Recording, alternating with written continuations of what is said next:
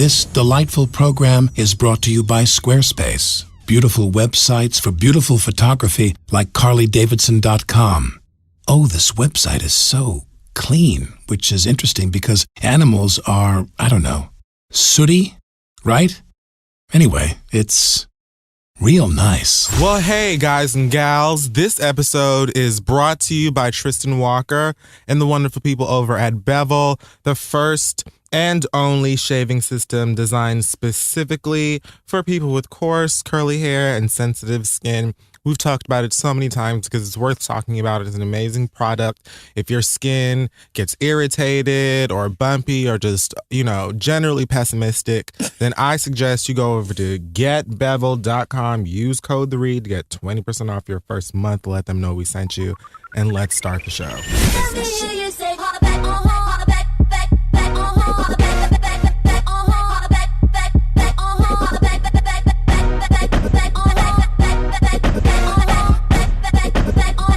It's over and done, and the heartache lives on inside.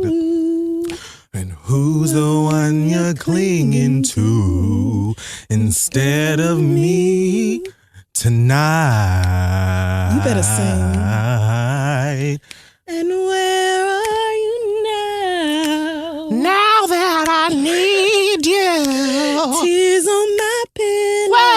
Wherever you go. Cry me a river That leads to your ocean. You'll never see me fall apart. In the words of a broken heart, it's just emotion. I'm Caught up in sorrow.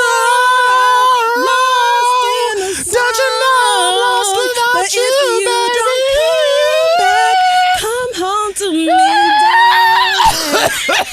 God damn it. Whoa, easy. Easy. Jesus. All right. It's just emotion. What a great song. I had just a that video classic. was playing in my head the whole time we were. You remember that video where it was like the three of them? Absolutely. Okay. And then Deborah Wilson went on Mad TV and did a scoop of it where she pushed both Yes. songs out. She was Beyonce. It was so good. What did she say? Who needs these other two when I don't remember the you've words. got Beyonce? She pushed them out. They've been doing Beyonce skits for years. Man. She's great, man. She is. So I'm Deborah Wilson then. Okay, well, I'll be Blue Ivy since it's her birthday. Oh, happy birthday, Happy Queen, 4th Princess. birthday, Blue Ivy. Child, God Man, damn. just God, right? She was just Already. born and now she's 4. That y'all probably already knows like division and like square roots. Like she's far more literate than anybody in the Kardashian Jenner family. I just don't. Her passport is bigger than mine. Packed. Right. Like, all right, Blue Her Ivy. passport looks like a graphic We're not novel. worthy. We're not. So we're back, new year, same shit. Yes, new year, new me. Black Excellence this week. Okay. I'm gonna go ahead and give it to Natalie Cole and Nick Caldwell. Oh man. We just began the year with 2 huge blows to R&B and soul. Right. Like that is just, man, Natalie Cole is so young. That broke my heart. That was really sad. And then my 23-year-old cousin who just graduated from college was like, who's Natalie Cole? And I was Jesus. like, oh my God, this generation Yikes. gap. I can't deal. But yes, rest in peace to the legend. Fuck. You have to go listen to Natalie Cole's duet with her. Like, if you haven't heard anything else, like... That's what I'm trying to figure out. Like, how do If you have you not heard, like, Unforgettable? I don't know. This generation, though, like, we're so... I feel like that song played in commercials, though, when we were kids, like, around Christmas and stuff. I remember when fucking, like, maybe you can refer kids to this Nas. I feel like Nas did a sample of that Oh, did he? song with Chrisette Michele on it. And then Natalie Cole was like in the video or something. I don't know. But like, you know, have to- books, yes. Wikipedia, Good old Google. She's right there. public libraries, all of these things still exist. Yeah. So, you know. But rest in peace to the legend. The legends. And also Netta for being awesome on the cover of Essence Yes, this month and looking Netta. just like brown sugar. And Tiana Paris and Yara, don't let me fuck up that girl's name, but the oldest daughter on Blackish. Yes. All three of them are, they have different covers on Essence for February 2016. So congratulations, Netta. That is just so big. I'm so proud of you. I feel like I'm going to buy all of them and then just hoard them in my living room because I just buy magazines because people I like are on the cover and never get rid of them. So for the past 2 years, every time I see a magazine with a Black person on the cover, I've bought it. And so I have like a collection now of, there's a lot of Beyonce. Same. I was going some there. Zoe Kravitz, a lot of Michelle Obama. I've got about 4 Lupitas. Some Serenas, yes, definitely Lupita. And I have to get this Netta cover. I don't care where I have to find it in this city. I will find it and put you in my collection, girl. Shout out to you. All right, so this week, what lovely news that was. And bitch, you guessed it. Just for nostalgia, last one. You just, you actively refused to do it for so long. Because, I took a break and I figured, it's the new year and so you would never see it coming. And That's so true. there it is. But I won't let you do this to me this year. Oh, no, that was literally, I'm never doing it again. Okay. In fact, I feel like I need like a solid name for this segment. Yeah. So I'm going to figure that out. And you didn't want anybody to help you figure it out either. No, like you wanted to come up with it on your own. So. It'll be fine. All right. That's cool. So, okay. Very many interesting stories. Because we haven't been in the studio in a minute. Yeah, like a real show. It's been 2 or 3 weeks. So I feel like there's a lot of shit that we could cover, but I'm just going to stay with what I've got here. Okay. And a lot of it's recent, some of it's over the past few weeks.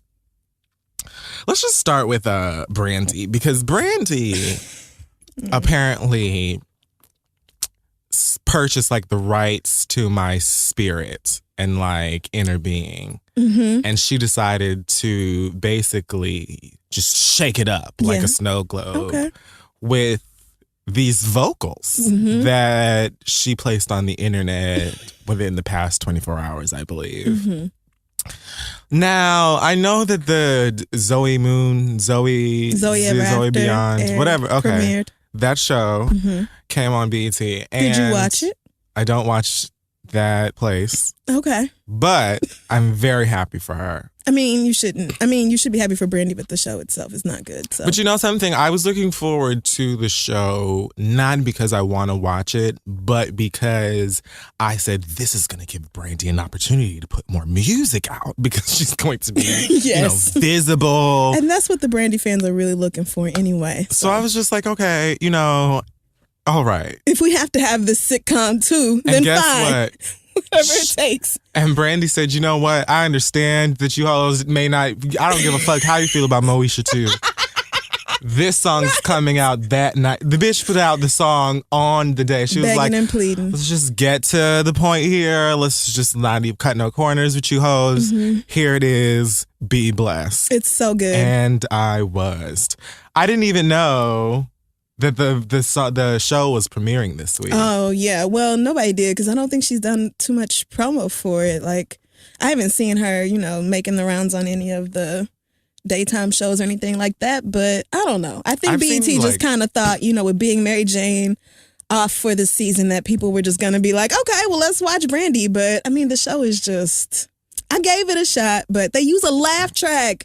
Are you serious? A fucking laugh track? Like a 90s sitcom laugh track? That's what she knows. No, it's no. If it's funny, I'll laugh. Don't tell me when to laugh. And they put it on every 30 seconds. When comedy started taking laugh tracks out, I remember this, and I remember thinking it was weird. Really? Yes, because it was like, okay, well, that was a joke, but clearly, like nobody laughed. It was just weird. Well, I mean, they overuse this laugh track too. Like, I'm personally opposed to them, but then they use it twice in every scene. Yeah, now when I watch a sitcom that has a laugh track in it, it throws me off because it's just kind of like, well, girl, that wasn't that damn funny. All these motherfuckers are laughing in the background. It's like, no, no, we don't like that. That's not good. No, thanks. So, I mean, it's just not very well written, and the gay assistant is so stereotypical, and he's just out. He's just flaming and just so gay and just yes ma'am and I'm fierce and yes girl and I am in shocked. You're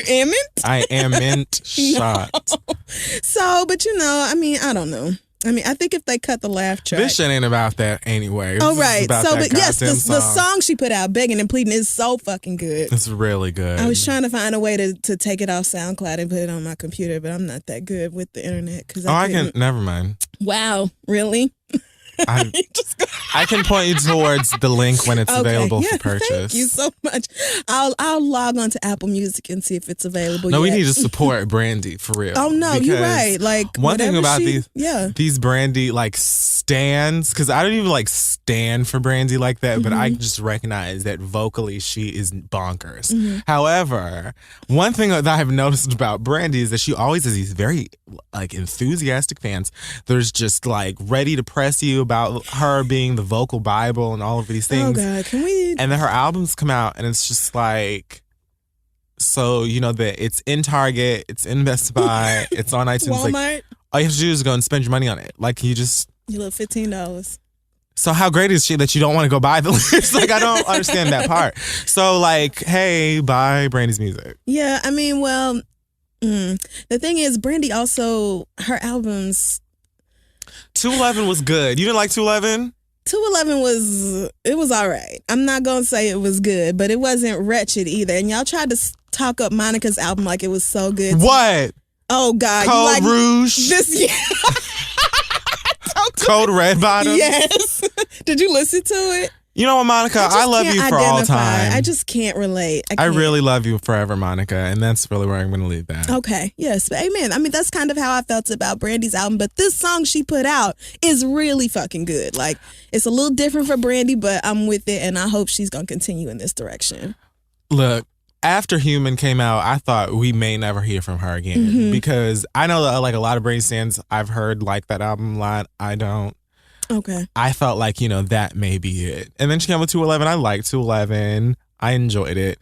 I would really love for her to just make an album around this sound. I feel like people always kind of give us this real jazzy, soulful sound, you know what I'm saying, with just some acoustics or whatever and just some old singing. Even though I know there's some bass in there somewhere, I feel like it gets a little ratchet. Yeah. But I would love just that. I don't really need Brandy to do like another Chris Brown record and like no, I didn't need that, and I didn't need the DJ Monica do it. It All Belongs to Me. I didn't need her either. Like y'all can sing, you know. I don't really need. I will buy it if it sounds good. You don't have to like try and please these kids. You know what I'm saying? Remember me. I was there. We were sitting on top of the fucking world. So just cater to me. Don't worry about these little kids because they don't give a fuck, but they're disrespectful regardless. That's true. It's hard to please the young ones or the current target audiences, but it's also hard for artists to put out music, I think, continuously and have people just underappreciate it and undervalue it, especially when they are so talented. Because y'all slept on Jasmine Sullivan's album too, and it is lit. Again. Can you please? Again. So fucking good. And I'm sick and tired of this shit. And then when these girls they finally get the shine that they deserve. It's so good. Then you want to compare them to the Beyonce and compare them to everybody else and get all mad like y'all hoes did Legacy when she wasn't asked to sing at the goddamn Oscars or wherever the fuck that was. Yep. Then everybody wanted to be Team Legacy. Well, where the fuck were you when her goddamn albums came out and the heifer was selling tickets to her fucking shows? Support these girls, they can sing, and stop acting like you don't know good music when you motherfucking hear it. Right. In great. And I do hope if Brandy's gonna, do duets on this next project, I hope she does hook up with some of the girls like Lettucey and Jasmine and Fantasia, who are consistently underrated. Because all you hoes who can really sing, listen, having y'all's asses in the studio together. Give me that cipher. I know it's only like 50,000 of us who appreciate it, but I will be number one in line to buy your shit. Like, if you want one bitch to talk about your shit, grab you some Jasmine and some Fantasia and get to work. Amen. Let me tell you something. Amen. And I don't want none of that Fantasia, Kelly Rowland shit that they did. No shade. That should have just been Kelly's song. But I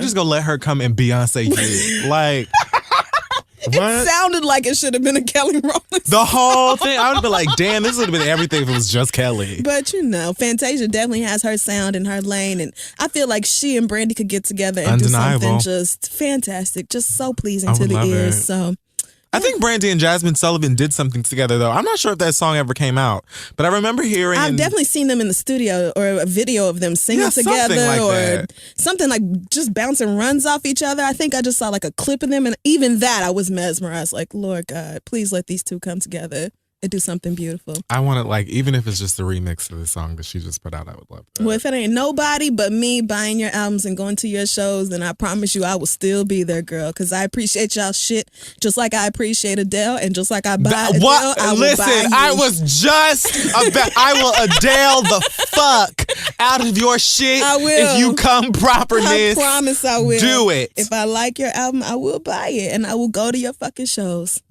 So apparently Drake had a slumber party and Lil Wayne and Birdman are good now. Are they working towards being good? Oh, it's nothing like getting your good girlfriends over and everybody just having just some Netflix and some carbs and just talking about a little it. Prosecco, Right. like a little cheese platter. Right. Some charcuterie or whatever it is. With little fancy meats and shit. Right. Get you some crudite or however you pronounce that. Heads up on the iPad or something, and you just have like a classy great games. Truth or dare, and everybody picks truth, and they all talk about, and then it leads to like and everybody talks about feelings, right? Truth. So how did you really feel? Bitch, it just hurt my feelings that you would just do me like that, bitch. You just had niggas run up on me on my tour bus, nigga. Like I know I was drunk, but you didn't have to leave me at the club like that, bitch. Sometimes you just need to cry it out with your good friends, and then everybody gets to move on and heal and go forward. So and good. Drake is the one to get the job done. Of course.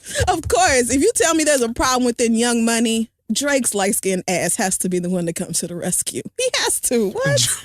He just looks like that would be his job. I could totally see Drake lying to both of them to get to come to Sunday dinner. Yes. Like Drake is the mammy titty. And then all of a sudden, like, a cup of lean falls over and it was actually granddaddy's, like, great-granddaddy's stash. No. Like, all of these Benjis lean. start falling over out of this fucking thing. Like, I can just totally see that. Like, the lean cup would be the fan. Okay. All right. See, you didn't have to and do crying that. and just being like, I'm sick and tired of this shit. I've been wanting to talk to y'all, and I don't get to see y'all niggas at Christmas. Oh, we're getting to Future. Oh, just like that little boy. I see what you're doing. So, actually, before we even get into that, there's just a couple of other things here. What do you mean? Oh, before we get into Future? Sure. Do I want to? Never mind. I'm pretty sure I can figure it out. Jaden Smith is the new face of Louis Vuitton's 2016 Spring Summer Women's Collection. Yes, he is. And I mean, I'm not mad at this. I'm not mad. I feel like I'm like almost obligated to have something shady to say. Why? But she looks great. Like, I feel like I love this. I love that Jaden Smith is so comfortable in his self and his body and his identity that he's like, you know what? Yes, these clothes are gorgeous, and I don't mind being the face of this women's line. Like, I don't give a fuck how y'all feel about it. First of all, bank. Right. I mean, because let Louis Vuitton call me and be like, bitch, can you model our dog collection? Yes, I sure the fuck will. Give me some of your little sweaters. Absolutely will. Yes. Why would put this shit on my fucking arm? I don't care. Please, put your Louis Vuitton pit bull collar Get your around my money. neck. I'm not mad. And he's like fully like posing and feeling these skirts and this like Yes. these wool sweaters and with fringes. Like, he's into it. Yeah. It looks completely. He's focused and he got his model face on like them white girls. He's just all blank in the eyes and shit. Like, I feel like I should, and I can't be mad. No, I'm really not. And I know people are like, this is what happens when you let your kids do whatever, and Will and Jada should have had them under control. Like, I think it's beautiful that Will and Jada let those kids express themselves the way that they want to. Right. When they start exhibiting problematic behavior, that is when I will say, hey, somebody come and get these kids. At best or at worst, what you can say about these kids is that they're weird to you. Yes, right. That's weirdos. it. And if that's all you can say about me and my kids, then I think I've done a pretty good job. I'm great. What you can't call them is felons, crackheads, incarcerated.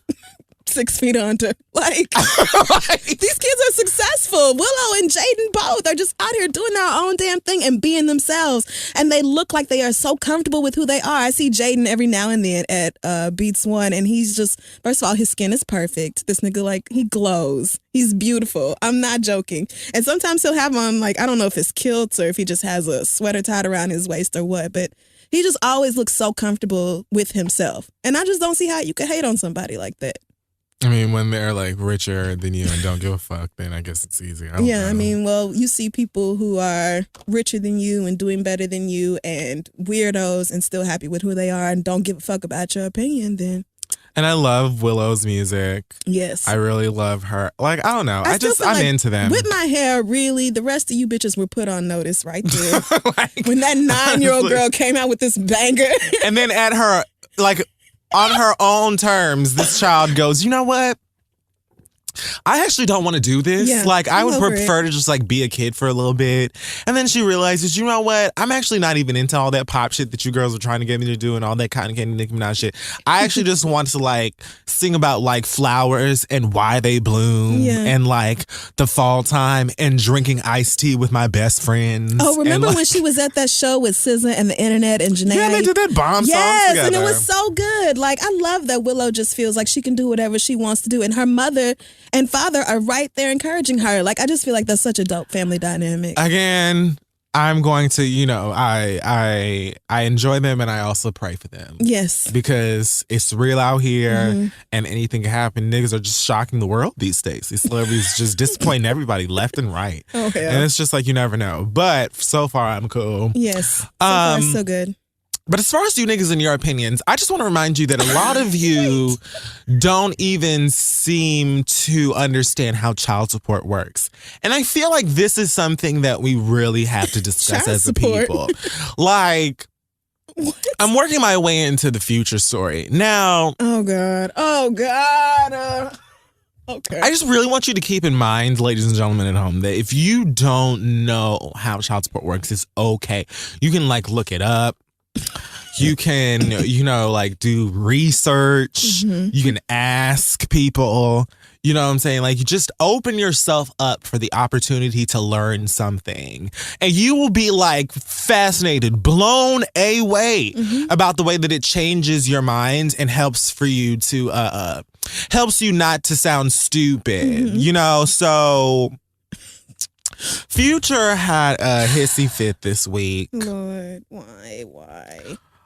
Where he logged onto Twitter and expressed his feelings about some personal things. He said, let's see if this, what's the order? Here we go. This bitch got control problems. I gotta go through the bitch in question is Sierra. I'm sure. I gotta go through lawyers to see baby Future. Baby Future is one word. The fuckery for $15,000 a month, which we're assuming is the child support order. Wow. I just want baby Future, that's all. I've been silent for a year and a half. I ran out of patience. Get ready for this classic. So wait, what? I don't know what to make of that last How did portion. we go from I just want my son, get ready for my new mixtape though? Like, what? Right, is that what we're... Is that the same thought? My nigga, what are you saying right now? Like, you couldn't even just space that out. You can wait for us like to actually tweet, gather what you just did and said before you start promoting this. Like, please, by all means, I enjoy the ratchetry. Why do men get so angry with when women take them through the court system and force them to be accountable for their children? Let me say this, though, because we have to let's just infiltrate this story. Okay.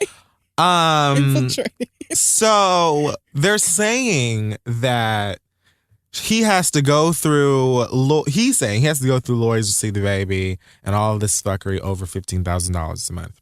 Now, she apparently had a source tell E! News that he has not paid $15,000 a month. He hasn't paid anything. And also that she doesn't stop him from seeing the baby anytime, and he's just using this as a way to promote his music. Wow. Also, he says that he wanted the baby to be at their home for Christmas. She promised to bring him and then didn't. At whose home? I guess his. At his, what? Does he have like a fucking like mansion where each baby mama has her own wing. Right? Like, what do you mean our? That's what I assumed. I just assumed like it was that, and there was like a laboratory in the back, and like a studio. If you have 8 out of your 9 kids, I feel like you're all right. So for me, what this is giving is situation where a woman leaves a nigga who's used to having control over situations like this, and then you can't control her because she doesn't need your money. Right. And then that's where you fucked up.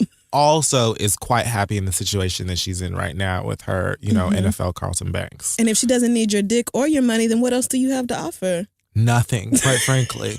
And so basically pay your child support and you'll see your kid. You know what I'm saying? Like, bad enough that you was out here dabbing and, drinking your filthy Sprite while this baby came into the world.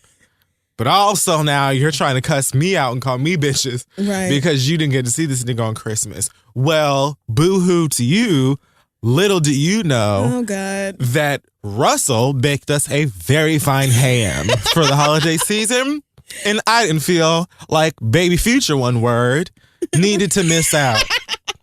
He decorated a gingerbread house. They sat there together and glued on the gumdrops. He pieced the icing. Each pineapple slice onto that ham. He baked the gingerbread from scratch. So you just don't want your baby to have gingerbread? That's what you're saying. Like, you just don't want him to have sweets. What? Oh, Lord. I feel like there's so many niggas like Future, though, who feel like, just no matter what, you shouldn't actually force me to be a dad. Like, just let me decide in my own coked out time when I'm going to show up for my son. That's the part that confuses me, and that's where I'm having the issue. Because I feel like he told it himself as soon as he started the rant. Because the first thing he says is, this bitch got control issues. And I said, nigga, this is very clear that you're dealing with one woman who you cannot control because she don't need you for shit. Yep. Like, it's very clear that you're probably used to getting different women pregnant who will fall in line when you tell them to. Why? Because you have money and they do not. You have something over them, some sort of power. They want the bottom of their shoes bloody and they want their fucking bags Birkin. That's it. And that's all that it boils down to. So if you tell me to shut my ass up and bring, past, present, if you want me to bring loop, rewind, fast forward, record any one of these niggas over to the house, then that's what the fuck I'm gonna do, because I want to have a white Christmas too. I want a sparkly Christmas, in fact, and that's how I'm gonna keep my shit rocking. Sierra ain't gonna do that because Sierra will buy her own goddamn jewels and keep what's-his-name's fucking wrist on bling. Right. So what are you talking about? I mean, and you have disrespected her so intensely. Like, we all knew you cheated on her while you were on tour and y'all were engaged. She was shooting fucking photo spreads for Bridal magazine and shit, and she got them fake dreads installed, and you were still out here fucking around on her. You put on your fucking album that you chose the dirty over her ass. Like, you've been so disrespectful. I don't understand why you think she would be like, oh, yay, Future, let me bend over backwards and accommodate my life to make sure you can see your kid whenever it is you feel like it. Like, no, once you've pissed me off to that point and you're not doing nothing for your child, then I might as well go through the court system. It would be different if you were there for your kid. But the whole first 8 months, all we saw was Sierra with her daddy talking about Future don't really come around. And first of all, I just imagine that Future is real rap daddy. It's lit over here. I'm not even going to lie to you right now. These niggas have they have Nick 1, 2, Junior, pre-adult. They've got all the fucking cartoons, every form of a Ninja Turtle, and the fruit snacks, all the applesauces, and every time I come over here, it smells like tussin. And I just don't feel like I should be dealing with that as a growing boy. You know what I'm saying? I'll see you around the holidays, perhaps. That's why God made FaceTime. I love you so much. I feel like that is probably his perspective. Are you really about to go to the fucking court system and try and battle it out for custody over this child? Because who's really going to give Future full custody of anything? Your Honor. No. His album is literally named after his obsession with nigga soda. Yes, it is. So it is an ode to how much he loves drugs and how depressed he is and how he uses drugs to escape his reality.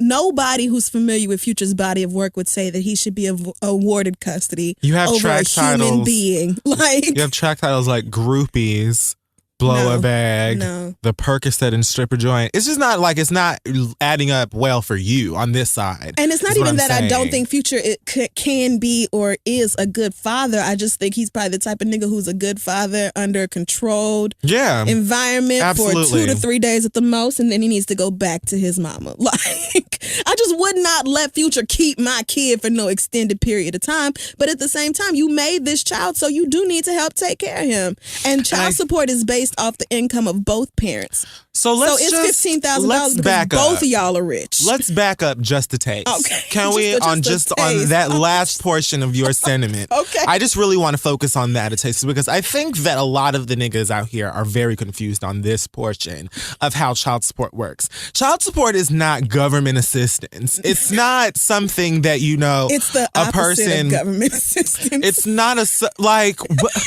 it's not something that you just sign up for because you can't take care of your baby. It has nothing, because I saw some niggas tweet some shit like, a real independent woman doesn't take a nigga to court for a baby. She takes care of him on her own or some shit like that. What? And I was like, what the fuck does child support have to do with independence?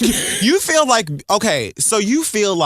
because a woman takes a nigga to court to pay for and like financially support a child, meaning take responsibility for their role as a parent. You feel like that is because the other person is dependent on you. It has nothing to, it's about pulling your weight. But of course you wouldn't understand anything about that because you don't know anything about responsibility. And your daddy ain't pay no goddamn child support. So you know nothing. There are no examples here for you to know how this works or why it works. It isn't like a privilege for a mother. It's not something that you get because it's fun to. It is because you are supposed to be providing this child with financial backing so that he or she can have what he or she needs to live, and not just the basics, to have the lifestyle that the child would have if both you niggas were parenting that child together. So it's not just about,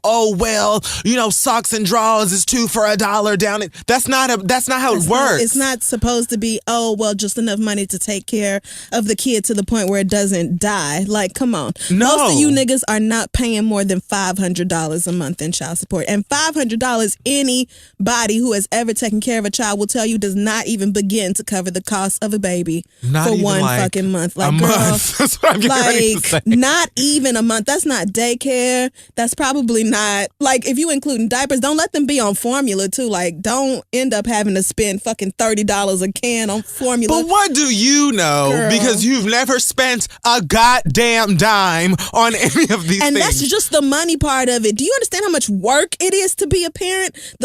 The best and worst thing my parents ever did in my teenage years was having another baby when I was 14 years old, because that was an eye-opener like no other shit has ever been in my life. I realized then, when you have to get up every 90 minutes to 2 hours because this infant needs your ass and there is no other way around it, and you niggas are mad because you have to spend $350 a month and give it to your baby mama. She has to be there 24/7. She has to be present and active in your child's life. And all you have to do is have $300 taken out of your fucking check, and you crying about that. And raise your fucking kid then, nigga. And if you can't even do that, Girl. if you can't even pull your own weight and assume responsibility for that portion of parenthood, what mama in her right goddamn mind would want to just be like, here's your baby. All right, bye. You can have him. Like, why? Right. Why would I do that? I'm the one who's buying all these goddamn Pampers. I'm the one who's spending all this motherfucking money. I'm the one who's waking up in the middle of the goddamn night. I'm the one who was there by my motherfucking self in the hospital. But you should just have this baby because he's cute. Right. Like, okay. Just have fun. As long as you come around twice a month. And the sad thing is that a whole lot of women would gladly say, don't pay no child support. Just come get your kid every other weekend. It's a whole lot of women that would be happy with that and would be satisfied with that. And y'all act like y'all can't even do that. And then want to be mad about child support orders. Like, do you know what it is to have a child in your custody 24/7? Like, do you understand the sacrifices you have to make for that? Do you understand all the different ways you have to adjust your life in order to accommodate a child? No, you don't, because your baby mama has custody, and all you do is go to work at your call center job 5 days a week and hang out with your friends all fucking weekend, and then get mad that your baby mama has the audacity to ask you to kick in a little money to help take care of your child. And lyrically, all I hear you talking about is bitches and activists and some more bitches and cars and your niggas. And don't get me wrong, I love it. But at the same time, like,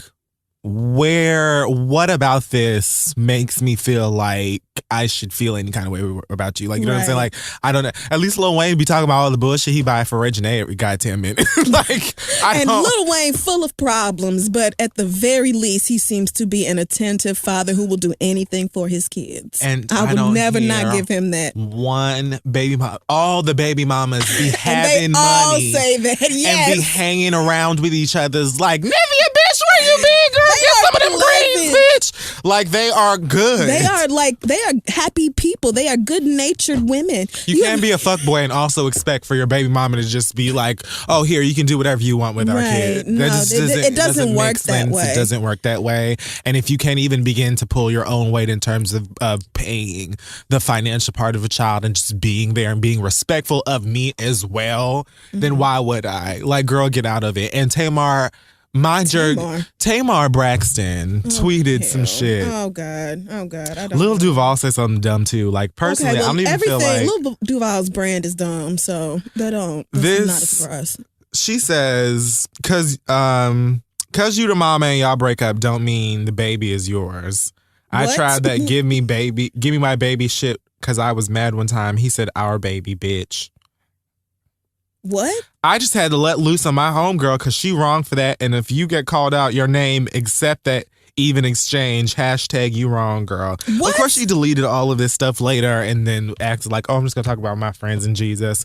Gonzo, nobody like even asked. Like, if I'm the only one financially taking care of the baby and physically taking care of the baby, then I'll refer to him as my child if I goddamn want to. And even if I'm married and my husband is in the house parenting, if I feel like saying my baby, I will, because I still birthed this nigga. So, bitch, what are you talking about? This doesn't make sense. And none of this means that if you mad at your baby mama or your baby mama's mad at you, then that means you have a reason for not taking care of your kids. It doesn't. If your baby mama is being unreasonable and cutting you off because your relationship didn't work out, then go to fucking court and petition the courts for joint custody of your child. Like, you don't have to just let it go by the fucking wayside. Niggas act like they don't have no options. You do. You want to be a father? Go be a fucking father. The men who want to be in their kids' lives will make a fucking way. If you have to go to court to do that, then do it. Like, if you have to establish your rights, then go do it. She cannot legally make you not a part of the kid's life. But most baby mamas do not want to take your money and deny you access to the kids. They want you to come help raise this nigga that you helped create. And y'all act like she's asking for too much. Oh, well, my mama didn't have no help from my daddy, so I turned out fine. Nigga, no, you didn't. You sitting up here arguing on the internet about why niggas shouldn't have to take care of their kids. You turned out terrible. Goddamn. You're awful, sis. What are you no, your about? mama needed some help. And I bet your mama was tired as fuck. Your mama probably had to work 2 or 3 jobs and nonstop and taking buses and having to send y'all off with y'all grandma and babysitters and all this other stressful bullshit that could have been alleviated if your sorry ass daddy had kicked her a few $100s a month or took you niggas occasionally, but he couldn't even be bothered to do that. And you blaming women, niggas. All right. Well, speaking of rappers and children, Tyga is apparently in another pickle. Nope. So there's some 14-year-old aspiring model / singer by the name of Molly. A little white girl named Molly on top of that. Could not be more perfect. Couldn't it get any better? It's a story. So apparently this young girl, well, news leaked out to OK Magazine or some tabloid about Tyga sending this girl messages on Instagram and trying to flirt with her, this, that, and the third, blah, blah, blah. And so the girl comes forward after this leaks, quote unquote, And she steps forward with Gloria Allred. Did she really? Absolutely. Gloria Allred. So you came out the gates letting bitches know you wasn't fucking around. And Gloria said, rest your blonde head on these mammy titties. I got you, girl. Say no more. She was hugged up. Let it all out, girl. So this little white girl is on TV crying, talking about how, well, he did DM me and I thought that it was really weird at first. And he like asked for my number. And I have to cry for a little bit. Hold on. And then, he asked me to FaceTime. And I was like, I thought that was weird. And so then I stopped responding. And I guess that was. Wait, so they didn't sleep together? No, apparently she never even met him. But he was inappropriately messaging her. Trying to flirt with her. Because apparently she's saying that she believed that he was contacting her because of her music. But he never brought up music. So his excuse, all right. I fully expected for him to come forward and be like, I don't know this little girl. I have never seen or heard of this little girl before. And she's just trying to get attention. No. He said, I messaged her, but it was only because I thought that she could sing and I thought that she could do some work for my album. And, really? I really wanted to work with her. Some random on Instagram? Really? You were going to put her on your album? So, and by the way, he says she told him that she told him that she was 17. So. Okay, I mean, it's still underage. I mean, that is still.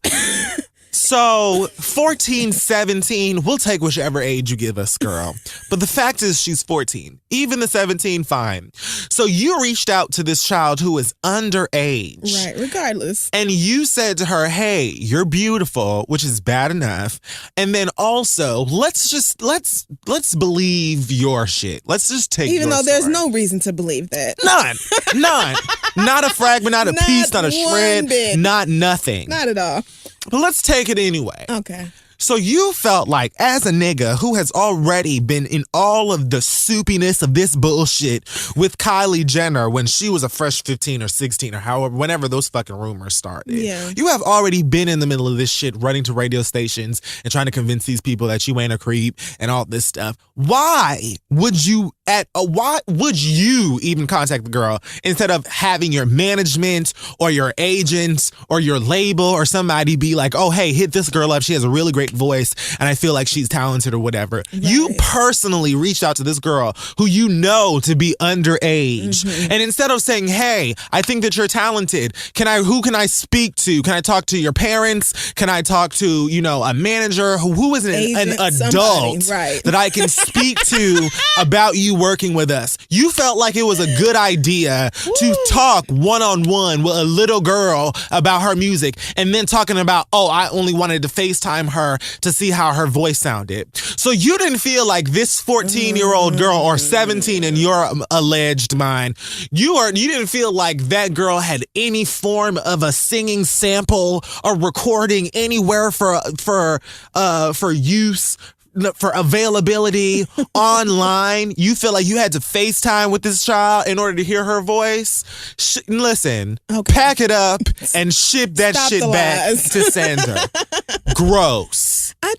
All right, nigga. You're not gonna get me to believe that. It's no way, because, and over Instagram of all things. Yuck. You wanted to work with this young lady and you thought DMing on Instagram was the way to go about it. Like, people who actually want to do business with one another do not communicate. Unless it's sex business via Instagram DM. Don't get it twisted. There are a lot of people, artists even, that end up linking with each other through DMs and stuff on Instagram. Like, there's a lot of people who get into the studio because they hit the other person up on rapper Instagram. And no completely unknown. It might be Rihanna finding that's a not bad what I'm bitch saying. on Instagram, but I'm talking about 2 Chainz sent Jeezy a DM or something like that on Instagram. Like, yo, I'm on Peachtree, whatever. Right, niggas something who already like are that. aware of each other, yes, but you're not just pulling no teenager out of the depths of Instagram and putting her on via DM, my nigga, and gonna try to. And you need to FaceTime her to hear her voice? That's what you're telling me right now. You thought it was appropriate to ask an underage girl to FaceTime you in order to listen to her voice. Like, it's not a million other ways she could have done that. You might as well have just Snapchatted her a little bag of candy and said, I got Peeps and Easy Mac over at the house. You fucking weirdo. Like, I don't even. Well, he's lucky that it looks like he didn't actually break the law, right? Because if he did, I mean, I don't think that he did anything that's illegal, but he definitely has proved once again that there's something going on up there. And after like that whole shit with that nigga from Glee, that white boy from Glee, and that whole thing with him getting caught up in some child porn shit. Like, yeah, Puck. I feel like a lot of us, I think that we need to start having a serious conversation about these things. Not for any like sympathetic or empathetic, like nothing, but just getting an understanding of why there are people who are attracted to children, because I don't understand it. And another thing about like celebrities that I don't get, these types of celebrities, is that simply because you are a celebrity, simply because you have any corner of fame and some money, you could go out and get any one of these girls you see at the fucking club. Like, you just being Tyga, even though niggas already know you're a creep. You could go to the club and score a beautiful woman just because you are him. So I don't understand why you're chasing around children or like, it's gross. It just doesn't make any sense to me. And I'm disgusted by it. Like, even if she is 17, you say 17, like, that's so much better. Like, nigga, you're an adult. And it was bad enough when you was fucking around with Kylie and she was 14, 15 and everybody knew it. But, like, the fact that you just went out and did it again lets me know you really don't give a damn. Right, because all them niggas was talking about, oh, well, 17 ain't that even that far apart from 24 or whatever the fuck he was like. When I was like, okay, all right. You keep telling yourself that. Here you go again. When I was 24, I thought fresh 17 out the box, was an infant. Stop, look, and watch. I would have never talked to a 17-year-old when I was 24 years old. Like, why would I do that? What's this child gonna do for me? What are you, a junior in high school? What the fuck do I want from you? I'm an adult. Like, I have a job. What do you mean? What? You're a baby. Bitch, I'm 7 whole years older than you. What are we supposed to do at this age? Like, I couldn't date a 24-year-old now. Oh, hell no. Please. I'm sorry. I don't even know what I would do with your ass. What are we doing? What are we, me and you, are we even in the same generation? I feel like we didn't watch the same show. We're not. We aren't. I'm not doing it. I can't do it. So this is gross. But niggas, I feel like men are always going to do this. They're always going to be like this. They're always going to go after young girls, and it's just never going to stop being a thing. And every time men defend Tyga and defend Bill Cosby and shit like that, I just think, okay, so you a rapey ass nigga too. Like, that's really all it says to me. Going after young girls is one thing. If you're like going on 40 and you're dating a girl who's like in her early 20s or something, I think that that's gross. But even in that situation, like, I feel like by your early 20s, you kind of know. Like, I feel like you can kind of tell what's going on in these situations. You're making a cognizant choice to date an older person. It may not be a smart or mature choice, but that's because you're only 21 years old and you're not mature yet. And I'm still gonna think it's gross. But for you to be dating a teenager, like, that's nasty. That's just so gross. Like, I just ugh. And knowing how underdeveloped, or even if they aren't, even if they have the body of a whole grown woman, they are kids though. They're kids. I can't think about that. Right. It's nasty. That is just so much. Okay. And the fact that people are actually like actively like into and looking for that kind of thing, I just really feel like people need to have serious conversations about this stuff before we're just like, gross, burn that nigga alive, like, put him on a stake. Like, I feel like we need to figure out what that's about, because I can't do it. Like, I need... Well, I think it's hard to have serious conversations when people are still defending the men like they didn't do anything wrong. You're right. If you're still talking about, well, I don't know why they waited so long to tell on Bill Cosby, and I don't know why they trying to tear his legacy down and still spreading this NBC lie and all this other shit. Like, okay, girl, all right. Like, if you've read the deposition, which I know y'all haven't, but if you've actually paid attention to the case and you know that Bill Cosby has admitted to doing this, like, I just don't even see how you could part your lips or fix your fingers to defend him, but that's what you niggas are doing. Because he's a black treasure, and it does feel like no. Dr. Huxtable is a black treasure. Bill Cosby is as well. Like, what he's done as in terms of his craft, like in terms of comedy, I feel like Bill Cosby is great. Bill Cosby has done a lot of things for comedy in general, but like as a person, no, not so much. Like, for him and what he does, I feel like Bill Cosby is great, but him as a person, like, Bill Cosby would hate,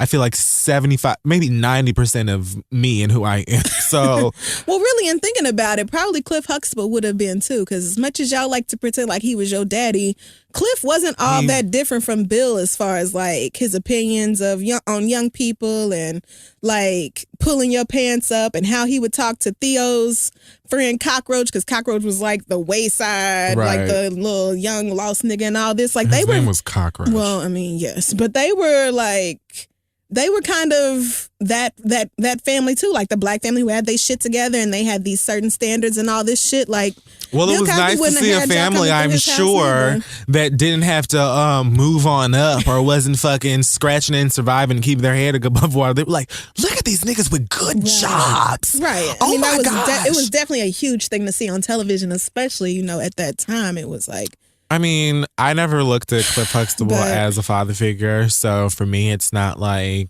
I feel that attached to the character. I feel attached to the show because it's something that I grew up on, and it's always been like an entertaining show and a great show to me and things like that. And thinking about other shit, just like A Different World, Fat Albert, all this fucking, like, lots of stuff that Bill Cosby's done that is just great stuff. I'm not going to take that away from you because you're an asshole.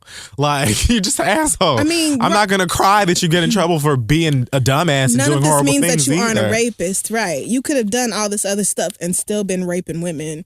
I think that people have such a trouble balancing those two things out, like saying good things about a horrible person makes it's almost like people are so stupid that they can't differentiate those two things. Like, I'm able to say I like X, Y, and Z, but that person can burn in hell. Like, it's just like, because the fact remains fact. I guess so many people, if they don't like someone or you feel scornful or whatever, you just don't want to say things. But I'm not going to act like that nigga didn't do great things for what he did. It's just he's a fucking asshole. Like, and he probably hates you. So before you're so quick to like be like, no, this is a witch hunt. Like, it's not. And he don't give a fuck about you. He's not going to go on GoFundMe and ask y'all to raise no $1 billion so he can buy NBC. And no, he's probably not going to go to jail for raping this one charge that he actually is facing. He's almost certainly not going to go to jail behind that. But the fact remains that... I think they're just trying to kill him. I mean, I don't know if they're trying to kill him. I'm surprised he's made it. Well...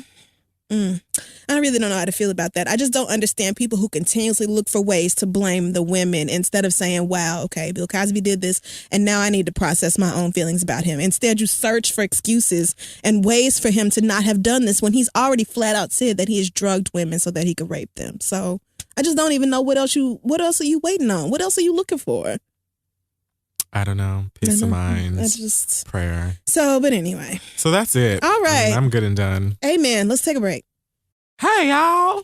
This show's episode is being brought to you by Squarespace. Squarespace is easy to use and intuitive tool for creating sites that look professionally designed regardless of skill level. There's no coding required.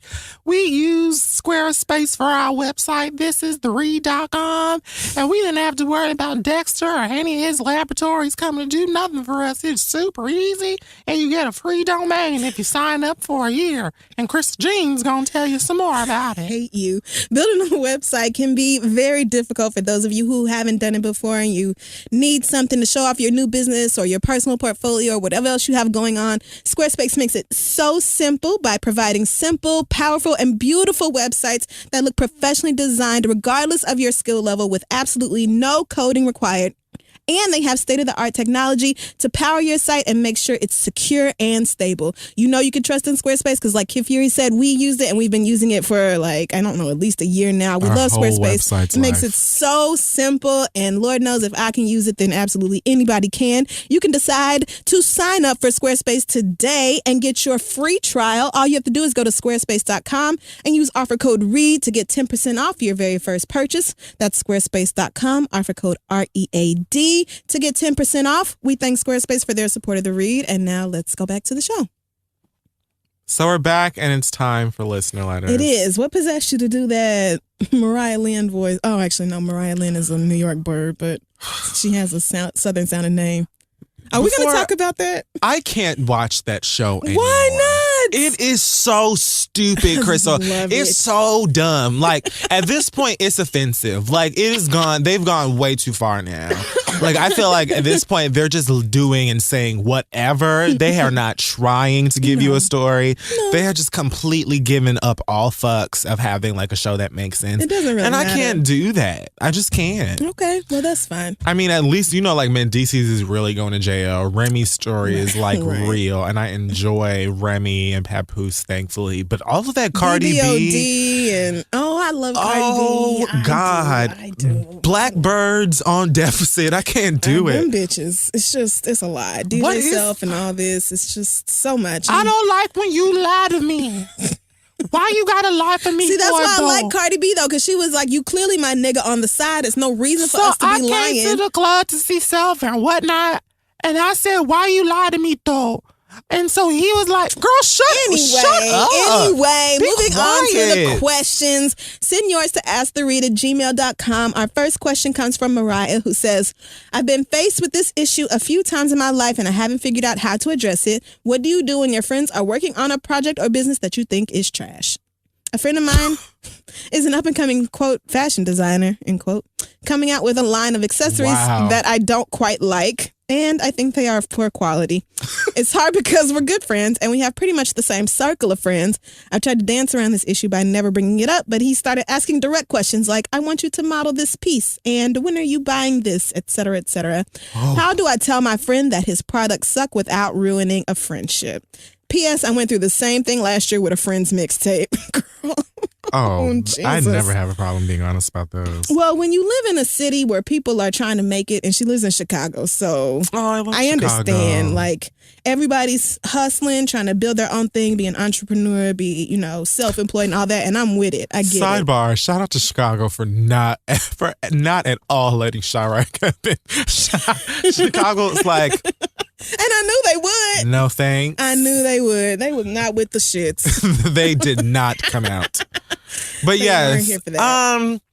I feel like, true friendship is about honesty, and it's about the ability to be very candid and open about things like this. Mm-hmm. You don't want to let your friend be out here looking crazy, sounding crazy, acting crazy, selling something that's not good, things like that, setting themselves up for failure. Now, I don't know. I've never seen these accessories before. Maybe you're a hater. Maybe it's just not your taste. Maybe, I really don't know. So I'm just taking this, as you're saying it or whatever. Right. If you say you don't like it, then... Right. I'll just say that, imagine that it's not very good or whatever. But how do you say that in a way that doesn't hurt somebody's feelings? I mean, I try to just be as sincere and soft about it, which is easier for some than others, I guess. I don't really know. You seem very set on the fact that this shit is trash. Right. So it's like you don't want to wear it, you don't want to buy it, you don't want to support it in any way. You are not trying to sugarcoat it in this letter, so I imagine maybe that's a problem for you. I get it because you want to support your friends, but you don't want to lie at the same time and big up some shit that you think is whack or ugly.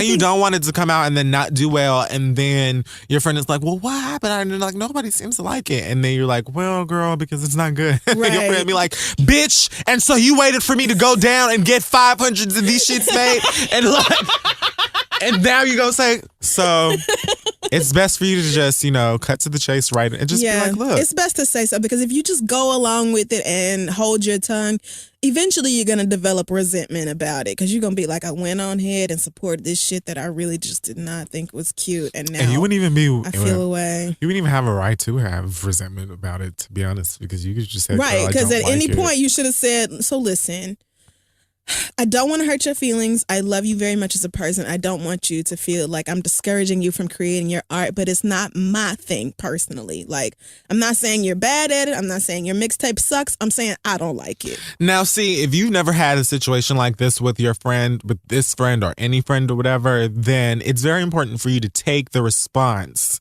for, I don't know, take the response seriously. Like, make note of it. Because if you're doing it like this, like we're saying, like, listen, I am very happy that you want to, sell things or, trying to get your entrepreneur on, but I don't really like these. Here are the reasons why I don't like them. Let me walk it through you, and I don't want to hurt your feelings. I want to be there for you, but let's get this together. If you do all of that and your friend is still like, oh, well, bitch, see, this is why you can't, are displaying any kind of emotion that is not like receiving of the constructive criticism, that's when you can just be like, well, now I know. The next time I'm gonna let you fall flat in your motherfucking face. You know what I'm saying? Like, I can't. You couldn't handle the feedback that you asked for. Like, don't ask me how I feel about it or, would I wear it or whatever else if you're not ready for the real answer. Exactly. And you have to accept that everything you make is not going to be pleasing to everybody. And that could even include your closest friends and family. Like, everybody is not going to rock with what you do, but that doesn't mean if you're creating, that means you're creating for yourself. You're not creating for others. So as long as you're doing what you feel is true to you, then other people's opinions should not sway you, one way or the other from what it is you're doing. But because I was going to say, like, you owe your friend honesty, I think. For me, if I'm doing something like that, if I'm doing anything and I ask my friends, oh, well, what do you think of this or such and such, and I take their opinions very seriously, but at the end of the day, if I'm comfortable with what it is that I'm getting ready to put out or that I've put out or that I'm doing, I'm probably just going to end up doing it anyway. Right. So that's important as well. Like, if your friend receives what you're saying and is like, okay, but he or she said, the person said he. So the fashion designer, yeah. If he is like, you know what, okay, well, I appreciate your opinion, I'm going to do it anyway, then that's fine too. Yes. You know what I'm saying? Just that way he know that you ain't going to model his shit, but he's going to, do his thing anyway. And that's all right as well. But I don't think you should be afraid to be honest with your friends because that's what friends are supposed to do. And sometimes I feel like y'all are asking, like, how do I say this without hurting this person's feelings? And you just can't. Like, I mean, honestly, there's no way to, you could say things with kindness and with love, but if the message you're saying is ultimately like, I don't support this or I'm not a fan of this, then that might hurt that person's feelings. But that doesn't mean you need to lie about how you feel about it. Sometimes you're going to hurt people's feelings, and that's just the way life goes. Right. You can hurt my feelings, and I can still be appreciative of the fact that not that you hurt my feelings, but the fact that you were honest with me so that I could apply that to whatever it is that I'm doing. And if you sat down like a real friend and said, look, girl, I love you so much. Just this particular line, like, I'm not with it. I just, it's not my personal taste. Then as your friend, I have to accept that and move on accordingly. So it's these people who be out here looking crazy in the street and wearing whatever and doing whatever, and they be out with their friends not saying nothing. So what you gonna do instead? Go on Instagram and your friend's hideous designs and and pose and feel ridiculous and end up being a meme or whatever. I wouldn't even be able to. Like, I would be like, yo, don't do this. I love you, and I just feel like, please don't do this. Like, stupid. Some people don't care, but whatever. Our next question comes from Boris, who says, a few months ago, I bought a Beats pill, and my friend asked if he could have it. I gave it to him because I knew he wanted one too. And a month later, I was going to the beach, and I asked my friend if I could borrow it so I could blast all my ratchet tunes down the beach. And this nigga said he sold it. I know once I gave it to him, he was free to do whatever he wanted with it. But I can't help feeling some sort of way about this. How do you ask me for the pill and then sell it? How is it that you always wanted one, but then you turned around and sold it? And how could you sell it and then not give me any of the money from it? Okay. I feel some kind of way about his boosting ass, but I don't know how to direct my feelings. Should I just leave it alone and charge it to the game, or be petty and charge his ass for everything, like gas when he rides in my car, electricity when he watches TV at my house, food when we get high and get the munchies, etc.? Thanks for the advice, and I love you guys. Oh, Boris. Look. I would be like, really, bitch? I would too. I wouldn't even be petty. I would come right out and be like, so no. What you're telling me is... When you say petty, it sounds like you're being passive aggressive, which I don't rock with. Like, if you have a problem, come right on out and say it with your full whole ass chest. Like, you're angry with me or I'm angry with you because I gave you something that I paid for, and then you turned around and sold it, and I gave it to you because you said you wanted it. Like, if you wanted to borrow some money, you should have just said that. Like, right. Why would you? nigga, like this if is I just, spent $200, $300 or whatever your on friend this is fucking grimy. thing That's messy. that I essentially just gave to you, if you needed $200 or something, why didn't you just ask me and say Right. that you needed some money? Why would you, first of all, lie or imply that you wanted this thing because you wanted to use it Right. when really you just wanted to turn around and sell it for money? Like, I would feel like you stole from me, honestly. I would feel like you were deceptive in order to get some money when you could have just said, hey, girl, I'm in a tight spot and I really need a few $100s. Can you help me out? Like, that would have been a way more honest way of having the conversation instead of being like, oh, hey, I know you just spent money on this brand new device, but I really want one. And then I give it to you and then you turn around and sell it. Like, that would irritate the shit out of me, honestly. Yeah, I don't know what I would do besides just telling them, like, look, that was I don't fucked think up. you should charge it to the game because you clearly feel a way about it, though. Like, the whole just, should I ignore it and move on? No, I don't think so. And I'm telling you that I would too. So I don't. Just come right on out and say, yo, that was fucked up that you decided to take my shit and then just sell it instead of asking me for some money outright. Like, And don't kiss my ask me ass. for shit else. And don't ever ask me for again. another motherfucking thing. I'll never forget. Well, actually, this was just like a few weeks ago. But somebody told me that like she or her friend was asked to send money down like back home to help pay the rent. And so she sent, you know, whatever it was, maybe a couple thousand, I don't know. And found out that the money was used to bail a nigga out of jail instead of helping to pay the rent. Like they said we need money for the rent, but in reality, somebody's badass cousin got locked up and they wanted to get him out. And so they knew the only way they could get money was by lying about why they needed it. Like, that's a good way to get me to never do another motherfucking thing for you. Like, lying to me in order to get something out of me, that would piss me off so bad. And quite frankly, don't even expect to hear from my motherfucking ass for quite a bit. Right. Like, because I'm going to be if you pissed. needed money to bail somebody out of fucking jail and I wasn't going to give it to you, then I just wasn't going to give it to you. And you knew I wasn't. But that doesn't give you the right to lie and tell me that you need money or whatever so that you can use it for something the fuck else. Like, that's the type of shit that honestly you could get your ass whooped over. So you should just tread lightly. Like, that's not cute. Yeah. You don't get to lie to people in order to get what you want. Like, that's not okay. So our last question comes from Alondria. Okay. Which I just made up. Of course you did. And she says, I'm in a relationship with a wonderful woman. We've been dating for 3 months, and as most lesbian relationships go, we're already completely in love. Nice. We live about 90 miles apart from each other, but we do try to see each other every weekend, and when we are not in each other's faces, we are constantly texting and calling. Sounds about right. We have not gone a day. It does. My God. Jesus, I've been here. We have not gone a day without talking on the phone for at least an hour. We've already said, I love you, I miss you, and started planning our future together. Like, come on. Work, Portia Stewart. Because of different commitments, responsibilities, and careers, we would not be able to live in the same city or together for at least another couple of years. This is helpful because it does force us to slow down and live in the moment and learn more about each other. But a few days ago, my lover told me that she felt we were too obsessed and codependent. She says this because of the amount of time we spend together and talking on the phone.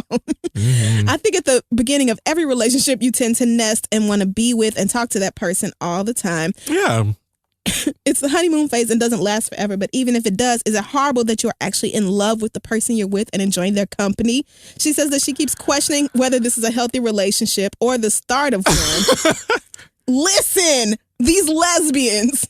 Mind you, it's not one-sided, and all while she's saying this, she keeps making future plans for us and making sure we have dates set for the next time we see each other. Word. And calling and texting all the time. That's right. This plays into my hopeless romantic ideals, but in no way do I expect to continue at this pace. Is it okay to be this obsessed with each other this early, or should we be trying to take steps to slow down? Oh, Alondria, girl, absolutely. You have the floor. And you know what's crazy is that like 5 emails away from this one, there was one from a girl who was like, I've been dating this woman for the past 3 or 4 months and she's already saying I love you and I'm so weirded out. Like, so I don't know if this is Shalandria's girlfriend or just some other lesbian stuck in the same situation, but we all end up here. It always goes too fast. Lesbians are always so excited that they've actually found another woman who's single and she's attracted to. Like, it's just amazing. Right. And we just have this instant bond and that we makes move. a lot of sense. We move way too fast. And you see how they are 90 miles apart and still trying to make it work because that's how scarce available lesbians are. Like, there's no surplus out here. But I'm going to agree with your boo. I'm going to agree that 3 months is, even though I've definitely said I love you at the 3-month mark. Same here. Let's talk about it. God, why? I was going to say, girl, I've been there. All right, I'm not judging you like from some high horse, girl. I have been here. I've been there and I've been wrong. And I've been the girl who thought, wow, this is going way too fast. We should slow down and be more reasonable. Like, there's no reason for us to be planning weddings and kids' names and where we going to live.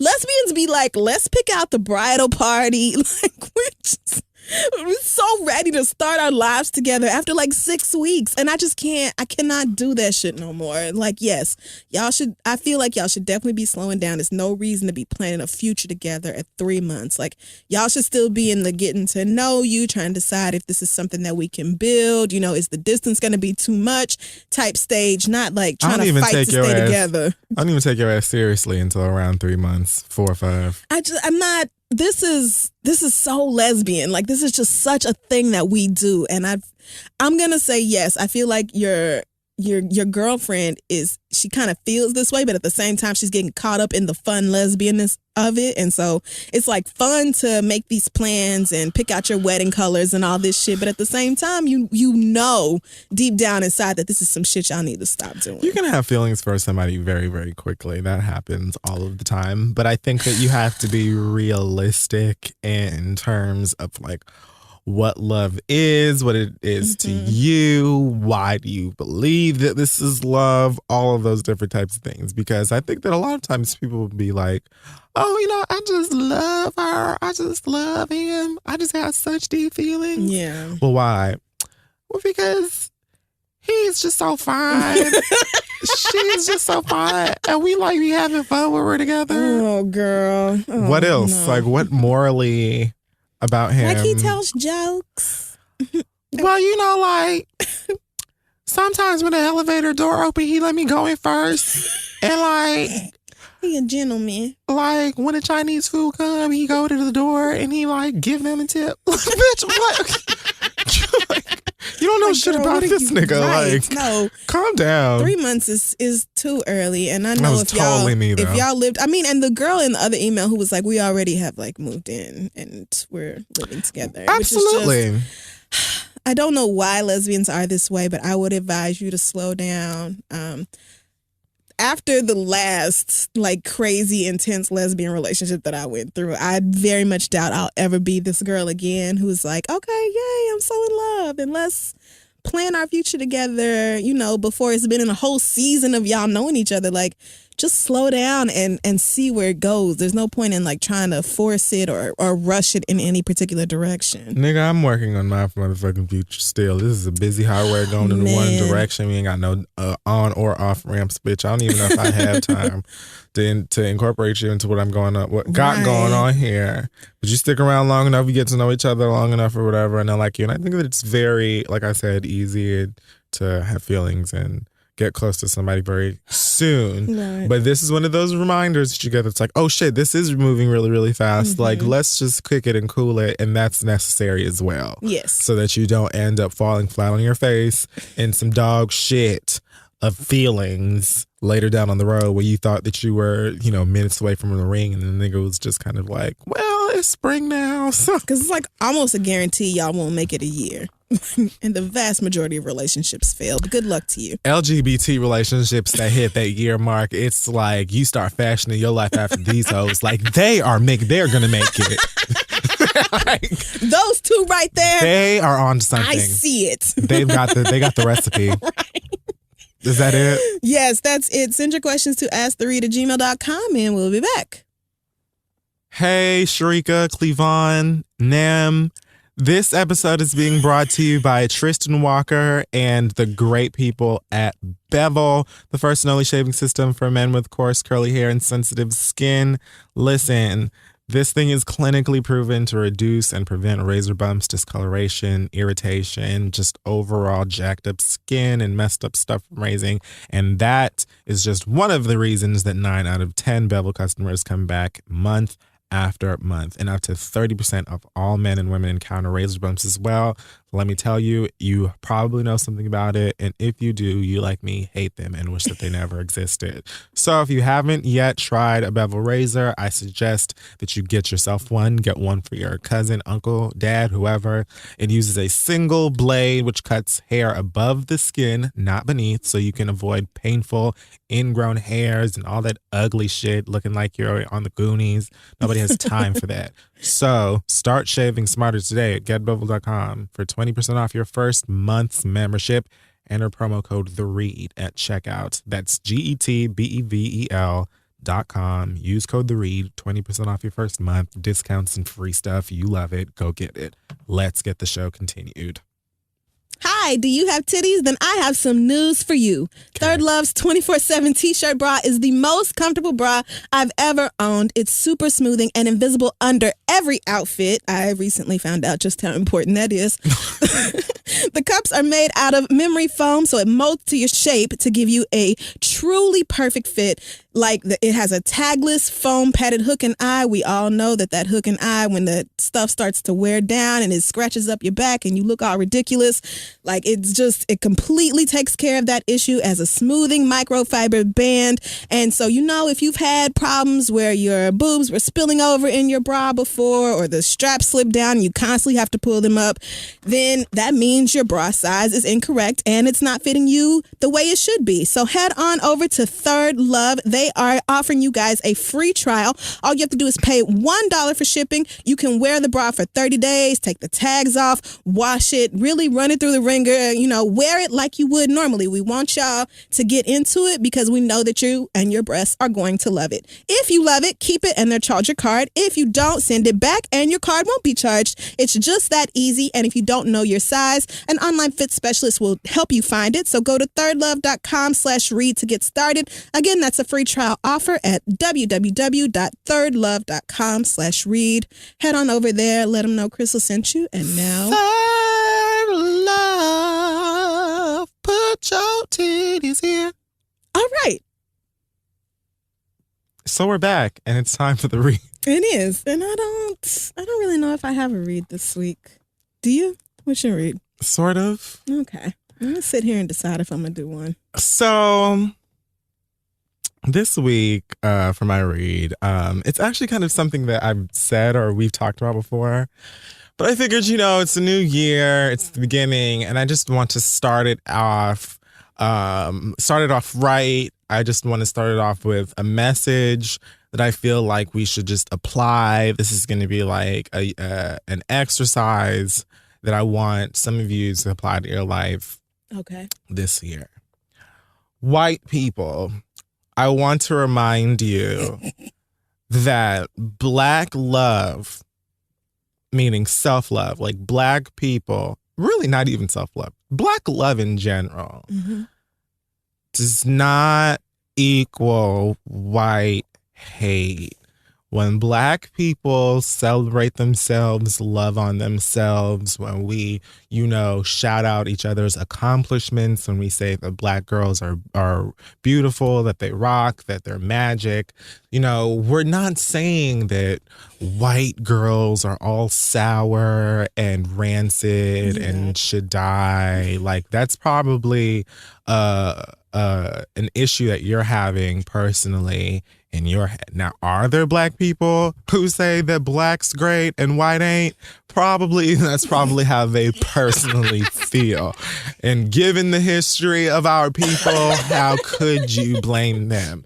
But 9.5 times out of 10, when someone says something to celebrate and uplift the Black community, they're not trying to take anything away from you as a white person. And I think that if we remember that, if we hold on to this fact real close, that we will avoid a huge fraction of bullshit this year, because we as Black people are constantly put in a place where we have to create things for ourselves, where we have to remind ourselves of our worth, and we have to encourage one another and remind each other that we're beautiful, that we're important, that we are necessary and that our lives are important and all of these things, because we are dealing with a society and with the people that tell us otherwise and treat us differently just because of who we are and the way that we look. So when we combat that by saying, hey, you look great, girl. Hey, black hair is awesome. Hey, our music's shit, whatever. When we say these things, or even when we call you out, when y'all try to act like, the term bae was a thing from 2015 or bruh was something that just started last year on Vine.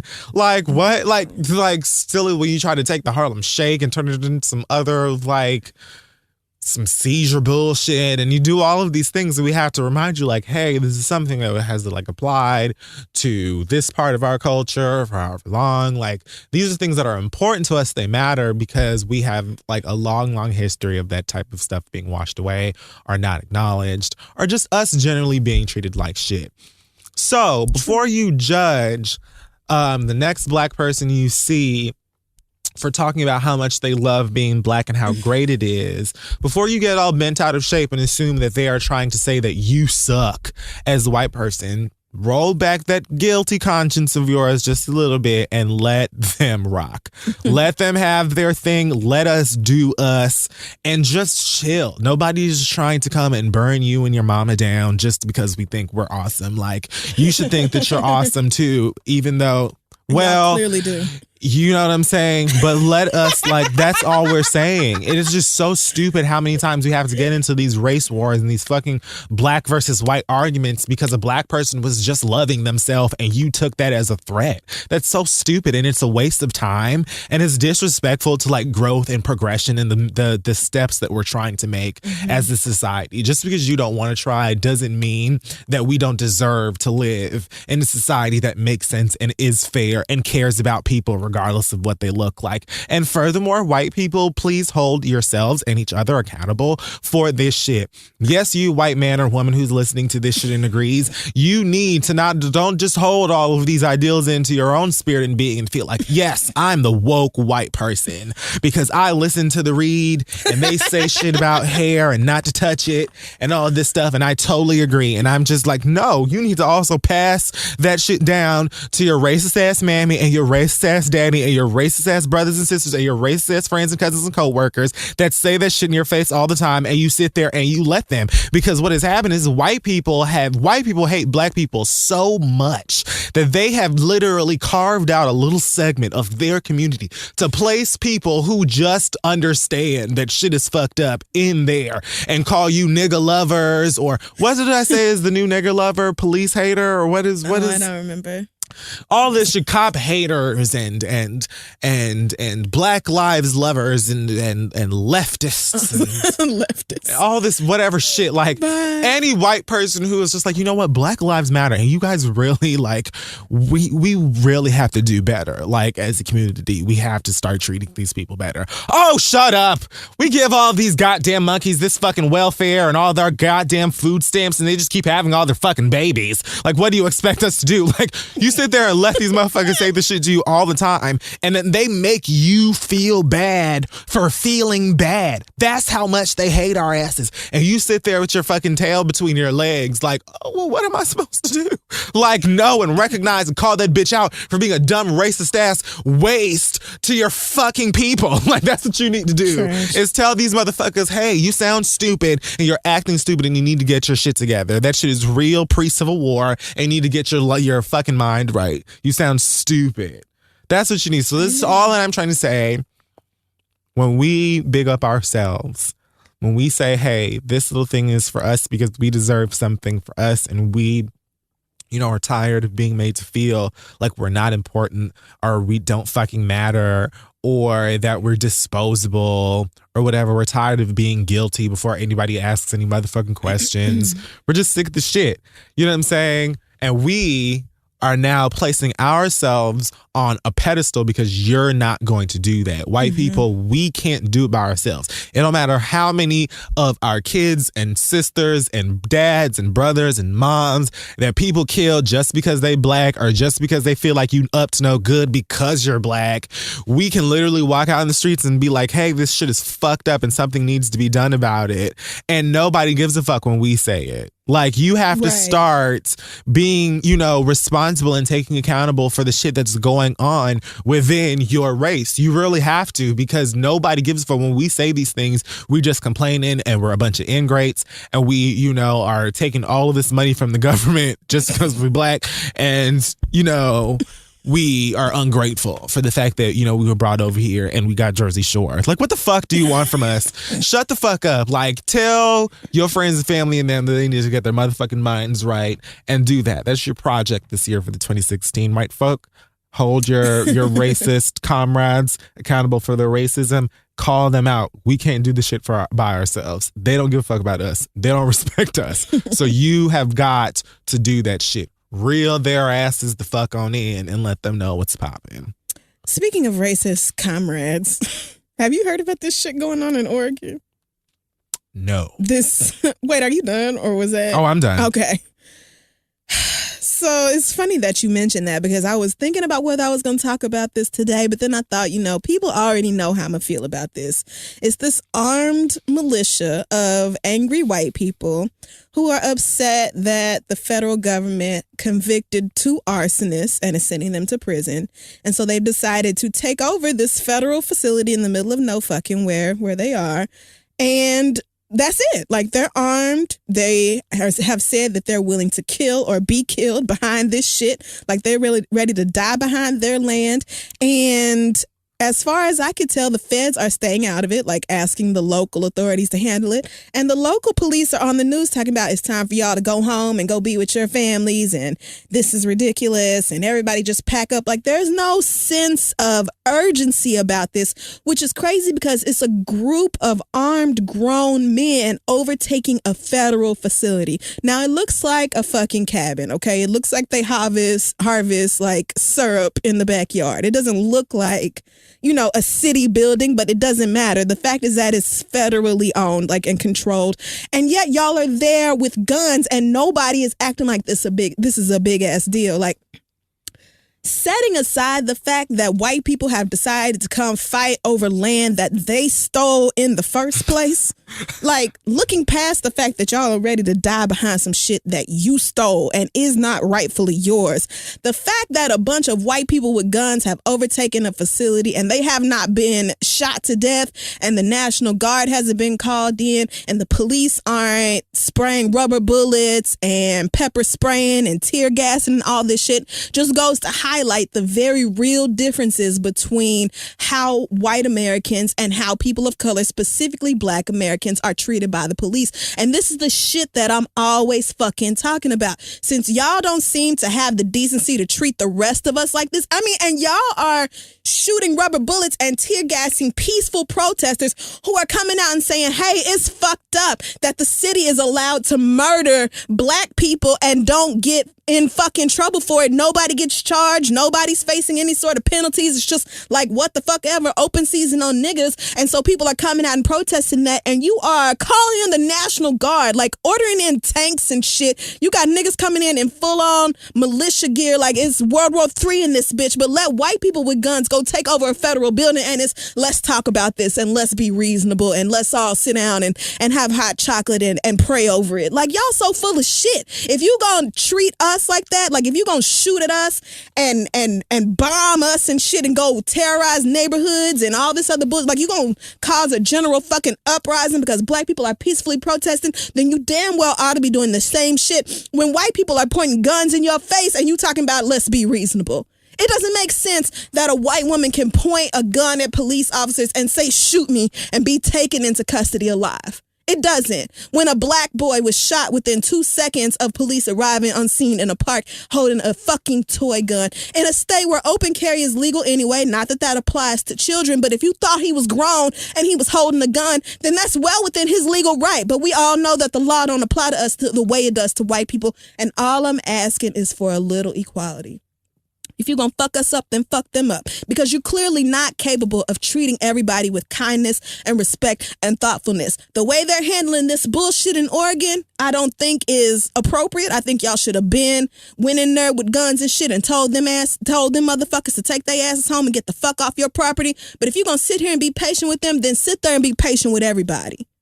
It's really that simple. That's all I'm asking for. And you bring this shit up and people and when white people defend themselves against the government, it's like a good thing. It's like, oh yay, stand up for your rights. Right. We're not taking this shit. But let black people come out and peacefully, legally protest, and it's thugs and criminals and what y'all doing out there, and you ain't got no job anyway and all this. Like, what the fuck is this? How is it y'all are allowed to do this and we not? It reminds me of, like, in historical context and even in current context, when government leaders would say, okay, well, listen, wars and fighting and shooting don't solve anything and violence is never the answer. It was when you were doing it.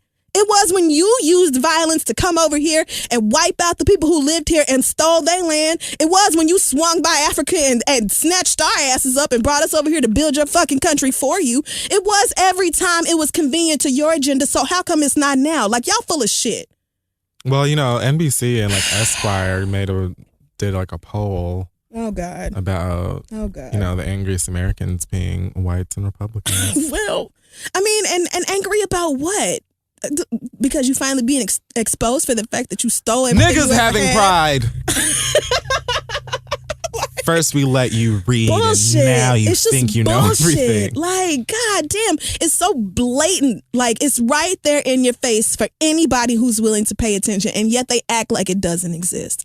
And I just cannot be silent about that. So fuck y'all. Well, that's the read. Yes, that wraps up this episode of The Read. Check out thisistheread.com and follow us on Facebook, Twitter, Instagram, and Tumblr at This Is The Read. Do you have any news this week? Yes, I have a show on the 16th. All right. That is a week from Saturday. How are you feeling? Here in New York. I'm excited. I think that it's going to be fun. I think it's going to be interesting. I think it's going to be random. Yes. I'm going to, be a complete ass. Mm-hmm. And it's going to be a good time. It will. There's a couple of tickets left. If you would like, you can go to kidfurylive.com to purchase them. Be at the SVA Theater again on the 16th here in New York City. So hopefully it goes well and you guys enjoy it and we can do a few more of them and that whole thing. And so, yeah. Amen. Diving headfirst into this stand-up game. Congratulations. Starting 2016 off just like pow. Hey. Why not? This is the time. Just come out guns blazing. Exactly. Congrats. Hey, thanks. So I don't think I have anything. I don't have any news really. Do you have an acronym this week or? Nah. Are we off acronyms for 2000? What are your New Year's resolutions? We could do that. It's the first episode of the year. I'm keeping mine real simple this year. It's like stay true to the game, count my paper, and keep my hoes in check. No, Trina. I'm talking about like adult shit that I should have been done in my life and I just haven't. Like, keep your laundry done like every week and clean your house every night. Make sure your dishes are washed. Oh, definitely. Like don't go to bed with dishes in the sink and stuff like that. I'm actually trying to get much, much, much, much better at my sleep cycle. I'm like almost 100% nocturnal at this point. like dead ass, like a fucking owl or a mouse or something. Like, I really, hey, if you have any suggestions on how to convert your sleep cycle into something that is more adult and responsible, please feel free to give me some tips. Well, I mean, do you force yourself to wake up at a certain time every day? I can't do it. Like, if I'm tired and I have to be somewhere. Yeah, you need to schedule something for yourself at like 10 o'clock in the morning so that you have to get up and go. But see, that's the thing. Almost never do I have a situation where I have to be there. Because I'll schedule, for instance, I started trying to schedule training sessions or something with the gym early in the morning. And I would just be like, oh God, well, that nigga will be all right. I would just oh, with your trainer?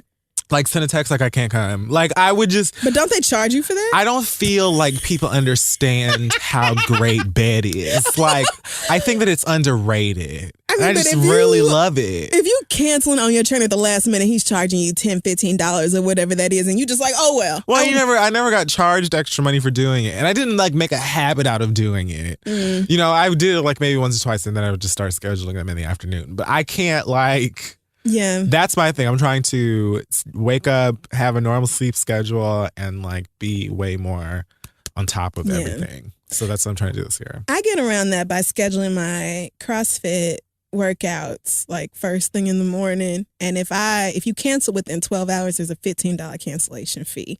And so you like have to be there. Right. I mean, either that or pay the $15. And I'm just not going to do that. I'll try something like that. So, but I mean, whatever works for you, you know, try to figure it out. Good luck to you. We'll see what happens.